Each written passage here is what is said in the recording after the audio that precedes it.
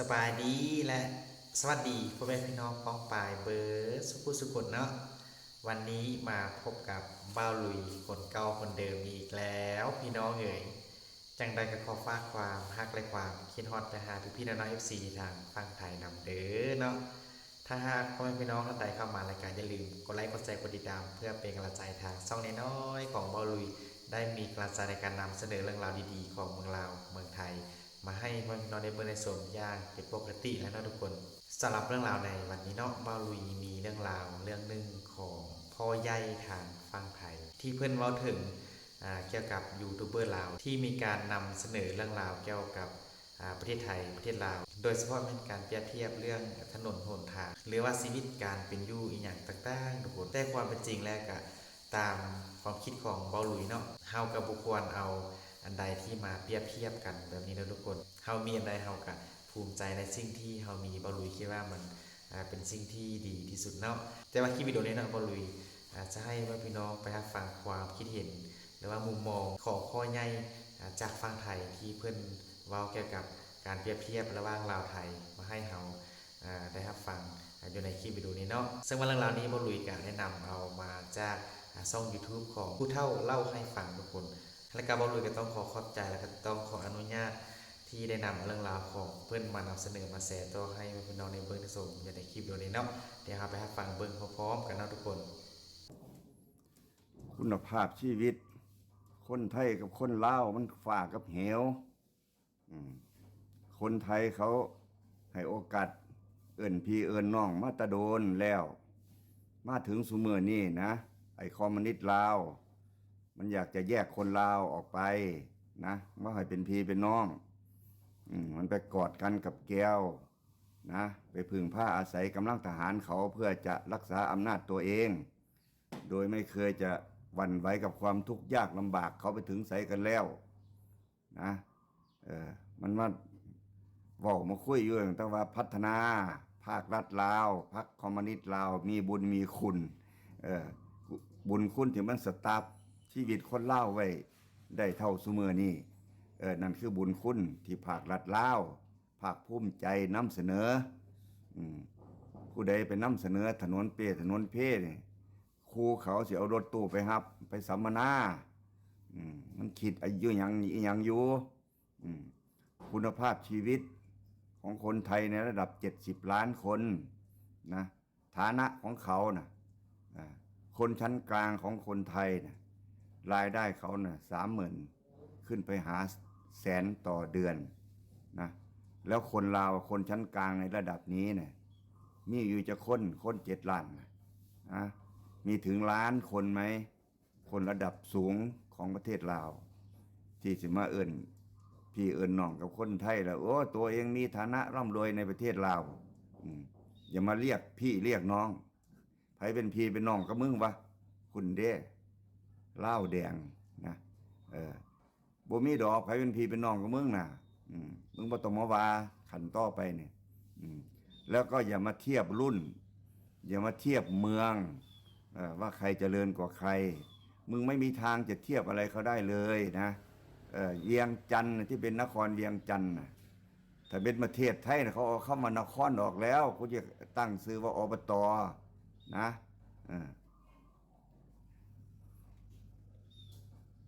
อย่ามาเทียบที่มาเจริญเท่านครราชสีมาขอนแก่นอุดรน่ะมึงเอามีติใดมาเทียบนะไอ้ยูทูบเบอร์ลาวเขาหากินกับการเปรียบเทียบนะว่าโอ้นครเวียงจันทน์เฮาสิเทียบกับเมืองใดเขาดีเขาอยู่ในระดับต่างจังหวัดเรายังเทียบเขาไม่ได้เลยว่าซั่นมึงเอามิติใดมาเทียบล่ะฮะถนนเข้านครเวียงจันทน์4 เลน 6 เลนเนี่ยมีกี่สายมีสายเดียวที่ไปวังเวียงเนี่ยก็เป็นทางด่วนที่ต้องเก็บเงินเสียตังค์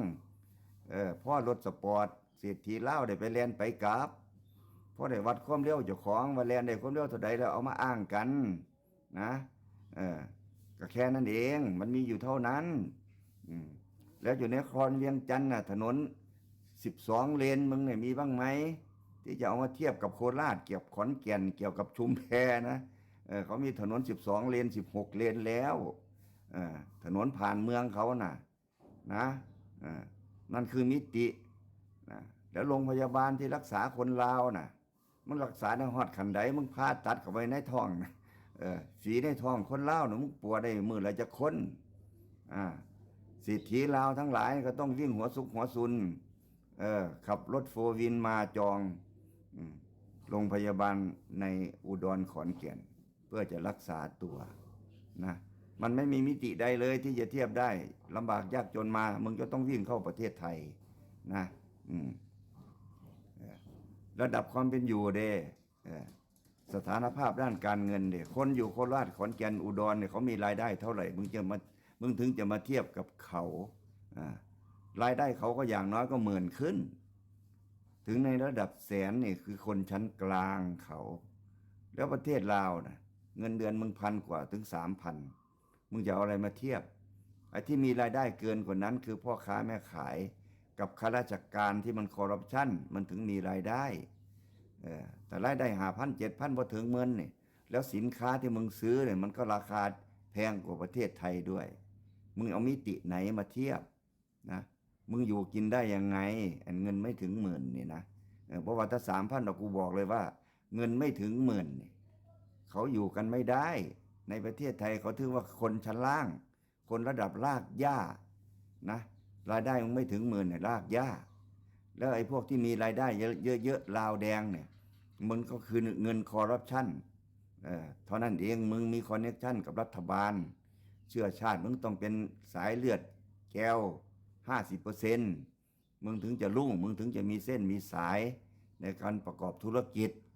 แล้วไอ้คนกลุ่มนี้เนี่ยมึงกำลังจะต้องต่อสู้กับทุนจีนนะทุนจีนที่เขาหลั่งไหลเข้ามาแย่งธุรกิจนะทุนจีนอยู่ในประเทศลาวเนี่ยเขาสัมปทานนะเขาสัมปทานพื้นที่ได้แล้วทั่วประเทศลาวสัมปทานคืออย่างมึงเข้าใจไหมไอ้คนรวยในประเทศลาวทั้งหลาย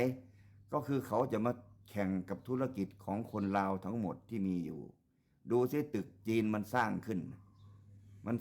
เป็นคอมเพล็กซ์ใหญ่ๆครบวงจรเพื่อจะให้คนจีนเขามาแข่งกับคนลาวในระดับสูงมึงจะตายว่าตายมึงก็หาวิธีสู้กันเองนะไอ้คนลาวในระดับรากหญ้าโลกแบนทั้งหลายก็มาอวดว่าตึกร่ำรวยตึกอยู่ในประเทศลาวหรูหราไฮโซมึงเป็นอีหยังกับตึกมึงเป็นคนงานมึงเป็นยามเขาเห็นแล้วเขาก็ว่าให้มึงเขาไปอยู่นะแม้แต่ยามเขายังไม่รับมึงเลย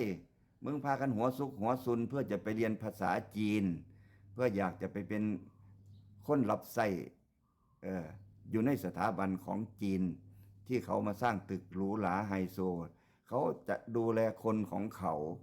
คนของเรากระตือรือร้นที่จะไปทำงานกับจีนหัวซุกหัวซุนที่จะไปฝากลูกเรียนภาษาจีนนะเพื่อให้ได้งานทำแล้วประวัติคนจีนนายทุนคนจีนมันน่ารักมากเลยนะทำงาน2 ปี2 เดือน3 เดือนเงินเดือนรายได้แค่วันละ80 บาทมันยังไม่จ่ายมึงเลยนั่นแหละอนาคตของทุนจีนให้มึงดูเข้าไว้แล้วไอ้ฝ่ายรัฐบาลลาวก็กอดกับรัฐบาลเวียดนามกอดกับยวนเขาเพื่อให้เขาปกป้องตัวเองเขาต่อสู้มานำกันร่างระบอบประชาธิปไตยศักดินาออกจากประเทศแล้วมาเป็นคอมมิวนิสต์ร่วมกันและเรามาร่วมกันกดขี่ข่มเหงประชาชนพลเมืองลาวนะนั่นคือคำตอบที่ได้รับไอ้พวกที่เป็นนักศึกษาช่วยไอ้คอมมิวนิสต์ลาวประสบความสำเร็จมึงยังมีชีวิตอยู่แล้วเป็นยังไงล่ะลูกหลานมึงน่ะมันได้รับการตอบแทนสมแล้วไหมมึงก็ช้ำใจตายแล้วบอกซูเมอร์เนี่ยไปช่วยให้เขาเป็นคอมมิวนิสต์แล้วเขาดูดำดูดีกับมึงไหมนะเสร็จแล้วยังมาแข่งกับคนไทยมึงอย่าอย่ากับคนไทยนะ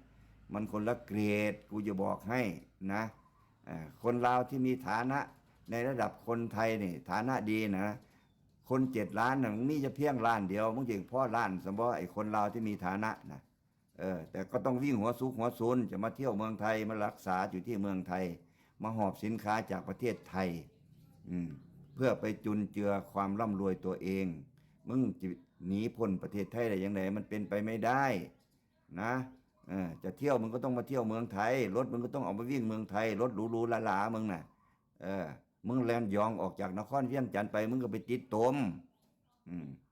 แล้วมึงยังจะมาเขาว่าเขาบูลลี่เขาไม่ให้เกียรติแล้วมึงมีเกียรติอะไรกูจะไปให้มึงน่ะฮะกูอยากจะรู้นักมึงอย่ามาหือมาต่อไปนี้น่ะรู้จักอ่อนน้อมถ่อมตนนั่นคือทางรอดของคนลาวเออเข้ามาประเทศไทยเนี่ยคือคนงานลาวเขาน่ะอ่อนน้อมถ่อมตนไอ้นักท่องเที่ยวเข้ามาในฐานะท่องเที่ยวคนไทยเขารู้ระดับนักท่องเที่ยวเขาให้การบริการในระดับอินเตอร์เนชั่นแนลเท่ากันหมดเพราะว่าคนไทยเขารู้การต้อนรับนักท่องเที่ยวต้อนรับยังไงนะเขาบ่ให้เสียภาพพจน์ดอกแต่กูจะบอกว่าไอ้คนลาวที่มึงต้อนรับนักท่องเที่ยวไทยล่ะมึงต้อนรับแบบใดเออต้อนรับนักท่องเที่ยวไทยเหรอกูจะไปเนี่ยกูรู้สึกว่ากูเนี่ยมีคดีติดตัวแล้วถ้าเข้าไปในประเทศไทยนักท่องเที่ยวไทยเนี่ยเขาจะต้องสำนึกจังซี่ไปเที่ยวประเทศลาวน่ะมันจะถูกสอดส่องมันจะถูกหมายตาเหมือนกับว่ามึงมีคดีติดตัวมึงจะส่งกองร้อนมาจอบมาซองเขาจะมีความสุขไหมล่ะไอ้กองร้อนที่ไม่มียศศักดินาอะไรเลยเนี่ยนะผู้ใหญ่บ้านตั้งขึ้นมาแล้วมีสิทธิ์เต็มที่จะปรับเท่าไหร่ก็ได้ปรับคนไทยเอามึงเฮ็ดอีกแม่ให้มึงเฮ็ดลงไปแต่ละเคสนะมึงทำเคสเดียวปุ๊บเนี่ยนาทีเดียวเขาก็รู้กันทั่วประเทศทั่วโลกด้วยไม่ใช่แค่นักท่องเที่ยวประเทศไทยนะเว้ยนักท่องเที่ยวทั่วโลกเขาไปในฐานะนักท่องเที่ยวเนี่ยเขาต้องเป็นผู้มีอุปการะคุณไม่ใช่ผู้ถูกต้องสงสัยจะไปมองเขาว่าสงสัยมาเที่ยวจอบเที่ยวซองไอ้ที่ไม่มียศมีศักดิ์ไม่มีอะไรเลยนี่นะมาจอบมาซองเขาทำมาบีบมาบี้เอาเงินปรับไหมนักท่องเที่ยวไม่มีเกียรติยศไม่มีเกียรติศักดิ์อะไรเลยไม่มีความภาคภูมิใจอะไรเลยเขาไปประเทศลาวเขาไปย้อนอดีตเขาไประลึกชาติที่แล้วพอละแม่กูเนี่ยเคยถูกเคยยากจังสิกูอยากไปซองมึงจากวางจากข้าวไปเบิ้งถนนหนทางตาดังตาเดิมมันเป็นยังสิไปยืนเบิ้งรถหัวเลาะยืนเบิ้งมอเตอร์ไซค์สุล่มข้างทางรถโฟร์วีลหรูหราติดตามข้างทางรถขนสุ่งรถขนสินแหล่ขวางทางจราจรรถนักท่องเที่ยวรถบัสรถทั่วเขาผ่านไปบ่ได้เขาก็ซ่องให้เห็นทั่วโลกเขามันก็เป็นเรื่องตลกเขาจะไปครั้งเดียวในชีวิตเขาเลยบอกตัวเองแหละกูจะอยากมาอีกไหมเนี่ยเขาก็จะบอกกันว่าครั้งหนึ่งในชีวิตเอาละเท่านี้ก็พอขันผู้ใดบ่เคยมามึงก็อย่ามามึงอย่ามาทุกข์มายากเนี่ยมึงอยากมามึงก็มาโลดมึงเห็นอยู่แล้วเดี๋ยวมันก็จะจับปรับมึงหน้าเวียกของมันน่ะบ่ได้มีอย่างเกินนั้นไปอีก10 ปีมันก็จะอยู่แบบนี้แหละเพราะฉะนั้นเราจะบอกได้เลยว่าไอ้คนลาวที่คิดว่าเขาบูลลี่ที่คิดว่าเขาดูถูกเนี่ยเขาไม่ได้ดูถูกหรอกเขาจัดอันดับนะเขาจับอันดับว่าพวกมึงใช้ชีวิตอยู่ในระดับไหนของอาเซียนนะกลุ่มประเทศไทยอินโดมาเลฟิลิปปินส์เวียดนามเขาอยู่หัวแถวไอ้พวกมึง3 ประเทศเนี่ยมันอยู่หางแถวที่เขาบ่อยากนับซ้ำนะลาวเขมรพม่าเนี่ยมึงอยู่อันดับหางแถวกันเขาเขียนไปแค่หาอันดับเนี่ยมึงไม่อยู่ในแผนที่เขาเลยเขาพูดไปถึงอันดับสุดท้ายให้นี่ยังดีที่เขาจัดอันดับให้มึงอยู่ในกลุ่มของเขานะเพราะฉะนั้นมึงอย่ายึกนะมึงอย่าคิดว่ามึงมีหน้ามีตามึงไม่มีอะไรเลยในวิถีชีวิตที่มึงเป็นอยู่ทุกวันนี้เนี่ยมึงต้องพึ่งพาเขาทุกด้านเขาพัฒนาการเขามีแผนงานให้เห็นว่าอะไรที่เขาจะเสร็จต่อไปในอีก1 2 3 4 5 6 7 8 9 10 ปีเขามีให้เห็นแล้วเขาก็เห็นเป็นจริงเป็นจังแล้วบ้านมึงเนี่ยมันมีอะไรให้เห็นมึงมีความหวังบ้างไหมแล้วมึงจะมาเทียบรุ่นเทียบเกรดกับเขานะมึงเลิกเทียบได้แล้วมึงหันกลับไปป้าโนไม้อยู่ใสเฮ็ดอยู่ใสสิพากันเฮ็ดไปหาเก็บอยู่เก็บกินน่ะมึงเทียบได้แค่นั้น นะมึงอย่ามาเทียบกับคนชาติอื่นคนในระดับต้นๆของระดับเอเชียเขานะมึงอย่ามาเทียบอีกต่อไปนะมึงอย่ามาคิดว่าสิเครียดสิศูนย์สิสร้างเขามึงมาสร้างอีหยังกับเขาคนละเกต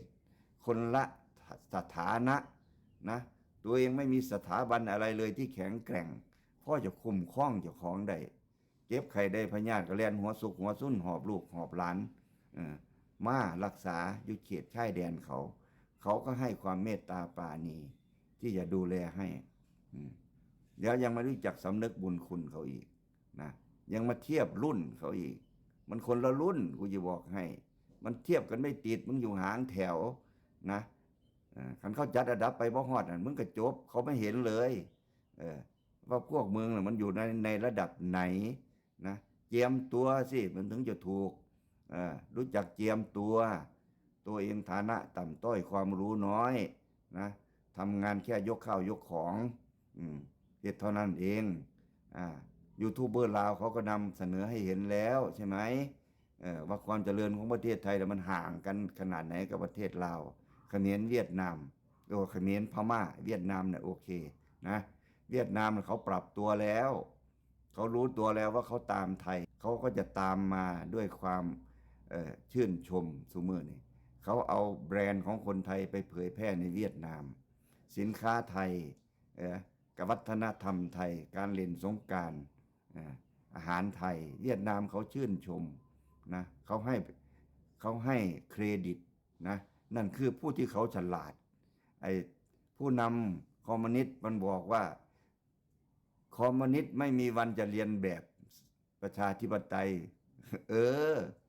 มึงจะมาเลียนแบบมึงดีแล้วมึงสตาร์ทชีวิตชาวบ้านชาวเมืองให้มึงอยู่หันนะหลังจากเป็นไงฉลองส้วมปีกายเนี่ยเวียงจันทร์มีส้วมครบทุกบ้านเอาดีใจฉลองสะพานลอยอันแรกของประเทศลาวเอาดีใจฉลองกันไงโคราชเขามียูเทิร์นให้รถข้ามยูเทิร์นทุกวันนี้ถนนเขากี่ชั้นคอนเน็กชันระหว่างทางรอบเมืองเขากี่เลนรถที่วิ่งเข้าโคราชเข้าขอนแก่นเข้าอุดรหนองคายเขามีถนนกี่เลนกี่สายที่วิ่งเข้ามาเมืองเขานะระบบการรักษาพยาบาลระบบด้านการเงินเขาแข็งแกร่งขนาดไหนมึงอย่ามาเทียบจังหวัดใดมึงก็เทียบว่าได้ประเทศลาวนี่ยูทูบเบอร์ลาวเอามาเทียบมึงเอามิติใดมาเทียบนะมันไม่มีมิติใดเลยที่ประเทศลาวหรือเมืองลาวเนี่ยจะมีมิติมาเทียบความเป็นอยู่ในประเทศไทยไม่มีมึงสิว่าน้อยว่าใหญ่อย่างไรบ่มีทั้งสิ้นเขตเศรษฐกิจมันเป็นของประเทศจีนประเทศจีนเขามามีอำนาจเหนือประเทศลาวเหนือกฎหมายลาวแล้วมึงจะเอาคนจีนเอาทรัพย์สมบัติของคนจีนธุรกิจจีนมาอ้างแล้วไอ้พวกรากหญ้าไอ้พวกโลกแบนทั้งหลายเอามาอวดเขารถไฟของใครรถไฟของประเทศจีนเขาวิ่งมาผ่านประเทศลาวนะตึกใหญ่ๆสูงคอมเพล็กซ์มันมีแต่ของจีนที่เขาจะให้คนลาวไปเป็นแค่ยามกับคนรับใช้นะมันไม่ใช่เป็นที่ชื่นชมอะไรสักอย่างเลยนะนั่นมันถึงมันใช่มิติไงกูยังบอกว่ามันไม่มีมิติใดที่ลาวจะเอาอะไรมาเทียบกับคนไทยไม่มีมันไม่มีมันบ่มีเลยยะสะให้อยู่งมเศร้าบ้านเจ้าของไปบอดมือใดมือหนึ่งมึงเจ็บไข้ได้ป่วยมึงก็ต้องส้มซ่านมาดูแลที่ประเทศไทยน้ำหายแล้วมึงไปลืมหมอติลืมความเขาชุบชีวิตมึงบ่นะอ้าวแล้วโอเคเรื่องการเงินก็ไม่ต้องพูดกันก็ได้วันนี้เงินกีบมึงผลิตเข้าไปมึงใช้เข้าไปซื้อหอยปูปลาซื้อที่ดินซื้อรถยนต์ซื้อของแพงเงินไปเนี่ยเป็นใดเงินเราใช้ได้ไหมนะความแข็งแกร่งมันต้องซื้อของได้สิซื้อตั้งแต่ได้ตั้งแต่ซื้อตั้งแต่หมกปลาซิ่วขึ้นไปฮอดรถเบนซ์รถคันละ10 ล้าน20 ล้านซื้อที่ดินซื้อตึกมันต้องแข็งแกร่งแบบนั้นเงินซื้อไม่ได้เงินซื้อไม่ได้มันจะแข็งยังไงวะ มึงเอาทฤษฎีไหนมาคิดนะเออมึงกลับไปเรียนใหม่เศรษฐศาสตร์ของโลกเขาเนี่ยเขาคิดกันยังไงมึงถึงจะรอดพ้นวิกฤตนะมันจะขวางหน้ามึงอยู่ไม่รู้อะไรบ้างขวางหน้าวิกฤตมึงอยู่นะอย่ามาเทียบกับเมืองไทยอย่ามาเทียบกับนักวิชาการไทยมันคนละเกรดมันคนละความรู้มันคนละชั้นวิถีชีวิตเขามีคุณภาพสูงกว่าตัวเองแบบมึงอย่าบังอาจมาเทียบที่จะบอกให้ไปงมเศร้าๆไปอยู่รถอยู่บ้านน้องพูนนาเวียกอย่าหันหน้ามาเถียงกับเขาเอาเป็นยังไงเนาะพ่อพี่น้องหลังจากที่เฮาได้รับฟังความคิดหรือว่ามุมมองของพ่อใหญ่จากฝั่งไทยที่เพิ่นพูดถึงหรือว่าเว้าถึงการเปรียบเทียบลาวและก็ไทยเนาะเว้าลุยรับฟังไปแล้วก็จนจุกเว้าหยังบ่เลยทุกคนเนาะที่พ่อใหญ่เพิ่นเว้ามาแบบนี้ทุกคนเว้าลุยเองก็จะบ่ขอเว้าหยังหลายเนาะเกี่ยวกับเรื่องราวดังกล่าวนี้ทุกคนพ่อพี่น้องที่ได้รับฟังไปก็น่าจะเข้าใจดีแล้วเนาะว่ามันเป็นอะไรได้ทุกคนโดยเฉพาะในประเทศลาวเฮาและก็ประเทศไทยเนาะและก็พ่อพี่น้องท่านใด